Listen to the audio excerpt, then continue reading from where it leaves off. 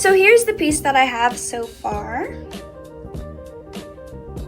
It doesn't make too much sense now, but it definitely will soon. I kind of wanted the bottom to be kind of hell, and then the top to be heaven, and then of course the War of the Angels up top, and then of course, Lucifer himself.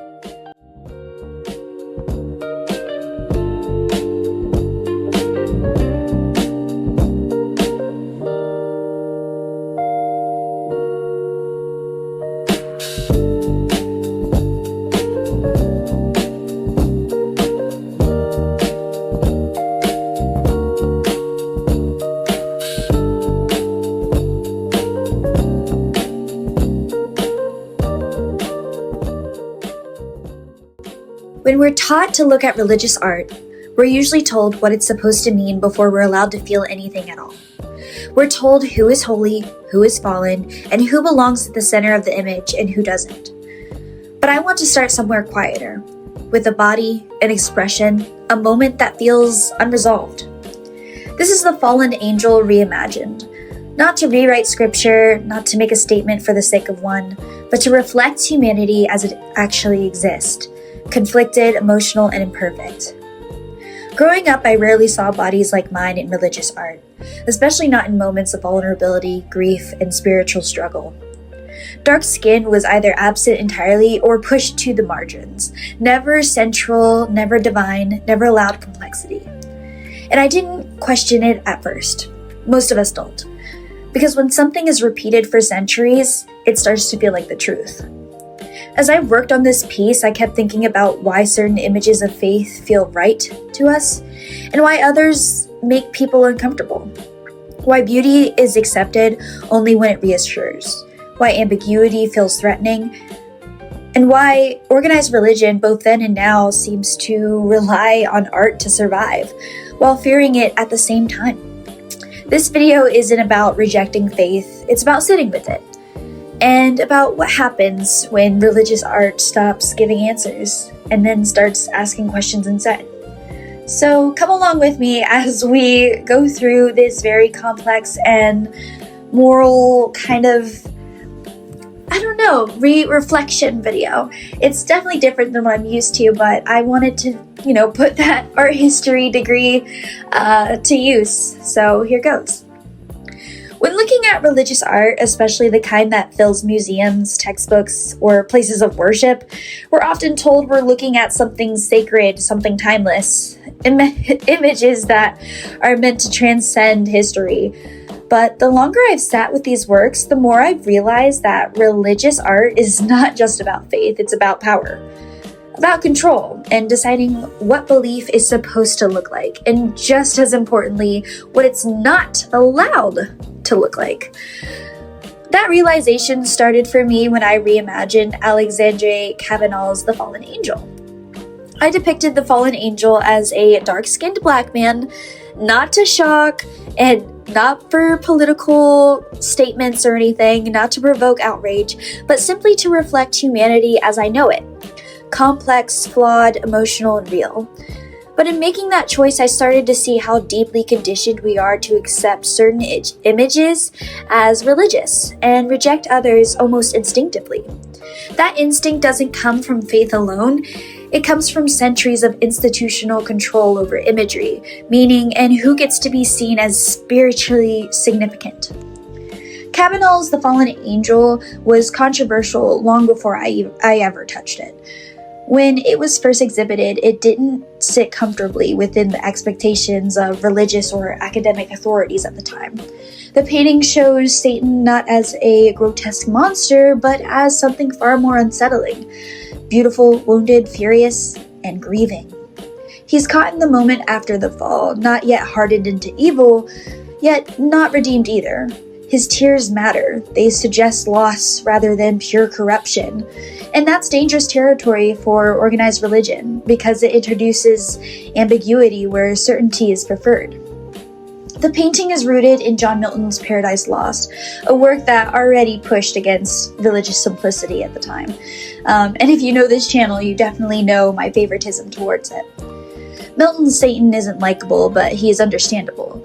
He's driven by pride, by a refusal to submit, by an intense awareness of what he's lost. Paradise Lost doesn't ask us to excuse him, but it does ask us to reckon with him. And that act of reckoning destabilizes the clean moral binaries that institutions rely on to maintain authority. Kavanaugh translates that complexity into visual form. His fallen angel doesn't instruct us. He doesn't warn us. He doesn't resolve anything. He just exists, raw, emotional, unresolved, and historically, that was unacceptable. Because organized religion, especially in its older forms, has always struggled with art that doesn't tell people exactly what to think. Art that invites interpretation threatens centralized authority. If belief becomes personal, emotional, and open-ended, institutions lose their grit. What's revealing is how differently this work is treated compared to something like Leonardo da Vinci's The Last Supper. The Last Supper is often described as definitive, balanced, reverent, and accurate. Christ is calm and centered, the apostles are expressive, but their emotions are contained within a clear narrative structure. Everything is legible, everything makes sense, and the painting doesn't complicate faith, it reassures it. And that reassurance is exactly why it's been embraced so fully by religious institutions. But here's the thing. The Last Supper isn't more true than Kavanaugh's painting. It's simply more comfortable. It reflects what people expect religion to look like, orderly, composed, and morally clear. Organized religion has always preferred images that stabilize belief rather than challenge it. That preference didn't end in the Renaissance. It just evolved. Even today, modern organized religion operates in much the same way. Churches, institutions, and religious movements often present themselves as open, inclusive, and progressive, but when confronted with interpretations that genuinely challenge tradition, whether through art, race, gender, or emotional complexity, there's often resistance. New ideas are welcomed only as long as they don't disrupt existing hierarchies. The language changes, but the impulse remains and the same. Control the narrative, control the image, and control belief. Beauty plays a huge role in maintaining that control. We're told that beauty brings us closer to God, and maybe it does, but beauty is never neutral. Historically, religious beauty has been defined through witnesses, symmetry, and idealized forms. Dark-skinned bodies were excluded from sacred imagery altogether, or pushed to the margins, and never centered. Never ever divine. Absence wasn't accidental. It reflected who institutions believed could embody holiness, authority, and moral worth. So when I reimagined the fallen angel as a black man, the shift felt simple, but the implications weren't. Suddenly, the grief, anger, and vulnerability in the painting couldn't be separated from a history of exclusion. The image forced a question that organized religion has long avoided. Why do some bodies feel acceptable in sacred spaces while others feel disruptive? Why does the inclusion of marginalized humanity feel like a challenge rather than a reflection of spiritual truth? This question applies just as much to modern religion as it does to historical institutions. Today, religious organizations still curate their imagery, messaging, and aesthetics carefully. They embrace diversity symbolically, but often resist it structurally. They speak of love and inclusion, but shy away from representations of faith that include doubt, anger, grief, or moral complexity. Kavanaugh's fallen angel, especially when recontextualized, refuses to be sanitized. And that refusal exposes the limits of what organized religion is willing to confront. At its core, this is about who gets to decide meaning. Institutions have long claimed authority over interpretation, narrowing the scope of belief to preserve stability. But art resists that narrowing. Art lives in ambiguity. It changes with context. It reflects lived experience. Milton understood that, Kavanaugh understood that, and contemporary reinterpretations continue that lineage by insisting that faith isn't static, it's human.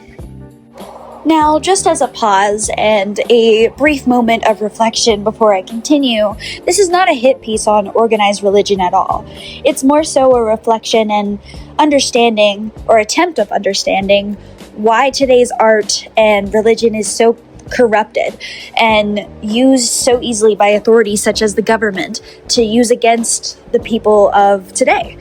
And I feel like it's a great way to understand why we are in the place we are and why art can be used as both a weapon yet also inspiration for today's masses.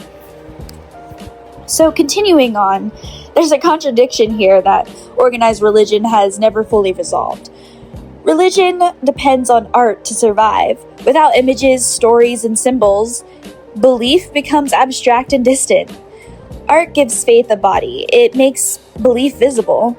But the moment art becomes too honest, too human, too inclusive, and too emotionally complex, it becomes threatening. That's truth of 19th century academics. And it's true of modern religious institutions navigating a world that demands accountability and change. In the end, the fallen angel reveals something uncomfortable but essential. Religious art isn't just about God, it's about who we allow to be human within systems of belief. Cavanaugh's painting, Milton's poem, and contemporary reimaginings all insist on complexity where institutions prefer certainty. They remind us that faith has always been shaped through art, and that art, at its most powerful, refuses to be controlled. Maybe that's why works like The Fallen Angel still matter. They don't tell us what to believe, they ask us to sit with discomfort, to recognize ourselves in places where we're told not to look, and in doing so, they expose both the necessity of art to religion and the fear that arises when art reflects humanity too honestly. I want to be clear about something. This work isn't coming from a place of rejection or anger towards faith. I'm not standing outside of religion, throwing stones at it. I'm standing inside it, asking questions. I believe in God. I consider myself a strong Christian and a deeply spiritual person. And because of that belief, I think it's important to acknowledge that organized religion exists in a morally gray space. It always has. On one hand, religion offers structure, guidance, and community. It gives people language for meaning, morality, and hope. Without that structure, people are just capable of losing themselves, twisting belief into whatever serves them, or abandoning spiritual responsibility altogether. But on the other hand, when religion becomes organized, it also becomes vulnerable to corruption. History shows us that clearly. Power enters the room, hierarchies form, and sometimes faith stops being about connection to God and starts being about control over people. When that happens, belief doesn't just weaken, it fractures. I've been in that state before, but I'm slowly regaining that spiritual faith.